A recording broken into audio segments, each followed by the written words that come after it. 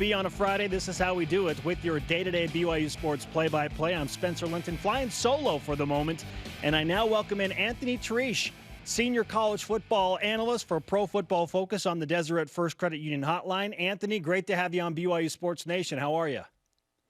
I'm doing well. Thanks for having me on. How you doing?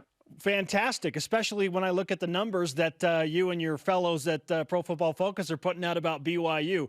Why are the Cougars so highly rated, specifically on the offensive line, it seems like year in and year out? Yeah, and this was an offensive line that we pegged as one of the best in college football. Assuming we had a normal year, all 130 FBS schools were playing, we had them as the sixth best in the country. And they definitely looked like that against Navy. Now, you got to kind of have to weigh the opponent there and take that with a grain of salt. But, I mean, these guys, just from top to bottom, routinely were creating open holes for the run game. And just for the zone rushing attack, I mean, some of the blocks were beautiful in there. The quality of opponent, again, really wasn't all that great. But, I mean, they just absolutely did damage. And I was really excited to see, guys like Clark Barrington and Tristan Hodge to really get out there, because those were the top two performers on the line for the game. Typically, you see James Impey and Brady Christensen. Those were, we feel, as two of the most underrated players at their positions, across the board in all of college football. So it was good to see Barrington and Hodge get in there and have some really good reps. Now, here's the thing. BYU's offensive line coach, Eric Mateos, calls all of this positivity from Pro Football Focus or any other source poison. And he tells his guys not to drink the poison. So how do we approach this with Coach Mateos? Do we just entirely ignore the fact that they're putting up these amazing numbers? I mean, I respect it. You got to keep the guys motivated. You can't tell them that right now they're the highest graded offensive line in college football because they're not, maybe they won't work as hard. Yeah, I respect it, because you got to keep the guys motivated, tell them where to improve to make sure they don't lose that number one spot. But right now, I mean, Notre Dame is our top offensive line when you're looking at what they did with quality of opponent. But I think BYU is sneaking up on them. Now, to be fair, Eric Mateos' mom is all about the positivity and the high grades. So maybe you just connect with her that way and leave the coach out of it. Exactly. It's a good stuff for the fans and sometimes the coaches, especially when it's bad, that gives them more motivation. Anthony Treash, senior college football analyst from Pro Football Focus, with us on BYU Sports Nation. How does BYU's offensive line stack up, not just against Notre Dame, but the typical offensive line in one of the Power 5 conferences? Yeah, I think they would be one of the best. If assuming they were in a Power 5 conference, they would have one of the better offensive lines in a Power 5 conference. And, when you're seeing some of these grades, if I recall correctly, their run block grade as a team was north of 95.0, which is astronomical. I mean, the first time when before I rewatched the game, I couldn't believe it. I thought someone made a mistake down the road, but then I dug into it. And I was like, no, this is legit. This is accurate. But I mean, again, Navy, we knew they were going to be bad. And I mean, they at every single position, offense and defense, they just didn't stack up with them.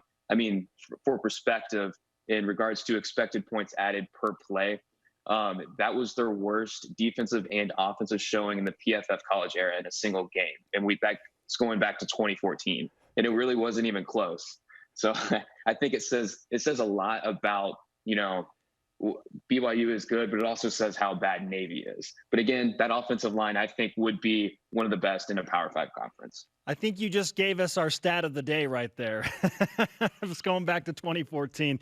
Anthony, for those that aren't familiar with a run block grade or a pass block grade, walk us through the particulars of how you grade an offensive line, because it is a position that most common football fans don't understand much about.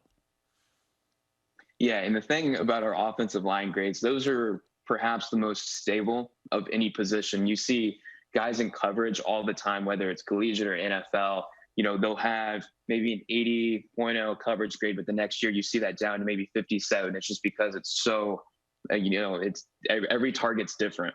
So when you get to the offensive line, our research and development department found those are the most stable grades year to year. And what we do, we have a process. So we have kind of a grading scale, and it goes from 0 to 0.5, +1, +1.5, +2.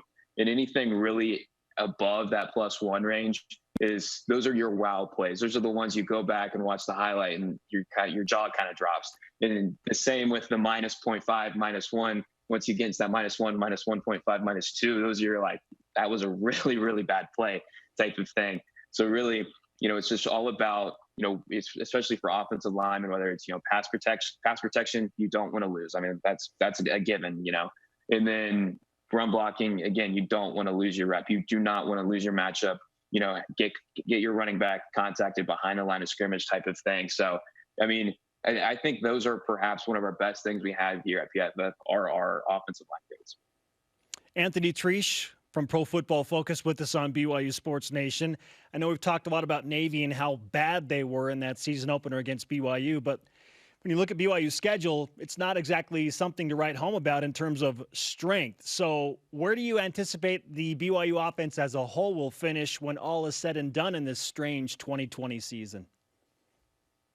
I think they're going to finish pretty good. And, you mentioned that their schedule, it's pretty weak across the board. I think maybe their toughest matchup might be Western Kentucky, but I'm starting to have doubts about their defense as well. I thought they had an above average group of 5 defense, but this past weekend against Louisville, they looked bad. I mean, bad across the board. Hopefully it was just rust for them. But yeah, I mean, BYU schedule, it's pretty easy there for them. I'm really curious to see how this offense is going to end up. We had them, with all the 130 FBS schools, we had them in the mid 40s in our offensive ranking. And then Zach Wilson, quarterback, he was in the mid 30s for that. But when you're looking at the defenses they face, I wouldn't be surprised if they put up numbers that are in that top 15, top 10 type of range, just because the defenses they're going to face, I mean, they're going to be better than Navy, but they're not going to be a whole lot better. Wow. Okay. I think BYU fans, regardless of opponent, can get on board with a top 15 or a top 10 offense because it's been a while. And you mentioned Zach Wilson, who's leading the charge for this BYU offense at quarterback. What is his best trait? What does he grade out at best right now? Yeah, it's definitely his ball placement on underneath concepts. I mean, that was the backbone of his success in the past. I mean, just last year on any throws less than 9 yards downfield, he was the 17th highest graded quarterback in college football. But the thing that, kind of gave us a little bit of pause with him was just some of the decisions he made when going downfield. He got tricked a few times, sometimes it looked like he forgot to read the defense, and he threw a bad turnover-worthy throw. And, a turnover-worthy throw, for those who don't know, you have your basic box score interceptions, but all the time you'll have a quarterback throwing right to the, say it's a linebacker, hit him right in the midst, he drops it. Everyone forgets about it. It's just an incomplete pass. But in our grading system, it incorporates that, and it gives it the same, if he did catch it or not, it's the same grade. It's not going to be a good one type of thing. And so when you're looking at his turnover-worthy throw rate on throws of 10 or more yards last year, he was outside of the top 100. And then he also had one of those against Navy. So that's one thing I'm kind of curious to see how he goes. But I mean, again, he landed in the mid 30s in our quarterback rankings for a reason. So. Yeah, the interception at Navy, his receiver slips and he throws it. It looks like straight to a defender, but from what you're telling me, you grade the mistake level within the interception on a pretty detailed scale. Is that correct? Oh, absolutely. I mean, and we have all the time interceptions that aren't deemed turnover worthy. You'll see that quite a bit, whether, it's miscommunication there. That's something we try to debunk. That's kind of the number one thing you look at. Was there a miscommunication here? Was it the receiver's fault? Did he tip it up in the air, or was it the quarterback's fault type of thing? So yeah, we get very deep into these types of things, try and get the most accurate representation of what a quarterback is. As good as BYU's offense was, and they were really good against Navy, the defense gave up all of 3 points in Annapolis, headlined by Kairos Tonga, the big man on the front. What do you like most about Kairos' game, and how does it translate potentially to an NFL career? Yeah, it's definitely the run defense. I mean, that's the first thing that comes, jumps off the tape there. And he actually had one of the highest run defense grades for BYU. He had the second highest run defense grade at 75.6. So, I mean, that's really, that's his bread and butter. I'm not sure how much he's going to do as a pass rusher, but I mean, he's going to stuff the run all day long. Anthony, great to have you on BYU Sports Nation, man. You're a wealth of knowledge when it comes to the details of football. And I'm sure as long as BYU continues to do well in Pro Football Focus, we're probably going to want to talk to you. That's awesome. Thanks for having me on. You got it. Anthony Treash on the Deseret First Credit Union Hotline. Deseret First, you know why, we show how. Come